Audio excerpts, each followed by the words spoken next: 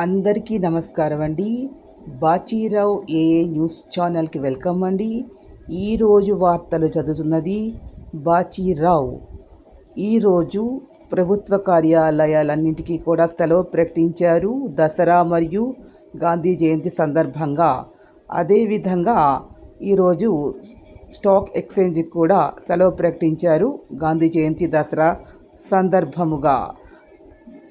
ఈరోజు విజయవాడ దుర్గమ్మ రాజరాజేశ్వరి అలంకారంలో అవతారంలో భక్తులకు దర్శనమిస్తూ ఉన్నారు. ఈరోజు సాయంత్రము అమ్మవారి కృష్ణానదిలో తెప్పోత్సవాన్ని అమ్మవారికి నిర్వహిస్తారు. ఈరోజు విజయదశమి పండుగ. రిజర్వ్ బ్యాంక్ ఆఫ్ ఇండియా కీలక రెపో రేటును 5.50 దగ్గర నిలిపివేసింది. Bharat versus West Indies test match ప్రారంభం. గాంధీ జయంతిని పురస్కరించుకుని ఆంధ్రప్రదేశ్లో మద్యం విక్రయాలపై నిషేధం విధించారు.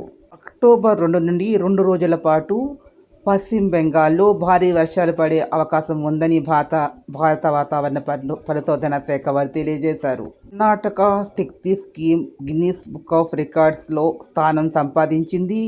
కర్ణాటకలో మహిళలకు ఉచిత బస్సు సౌకర్యం కల్పించేటటువంటి కార్యక్రమం పేరే శక్తి.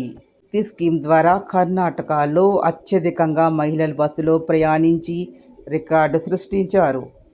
మరిన్ని వార్తల కోసం నిరంతరము చూస్తూ ఉండండి Bachirao news channel. Please subscribe my channel. Thank you to all.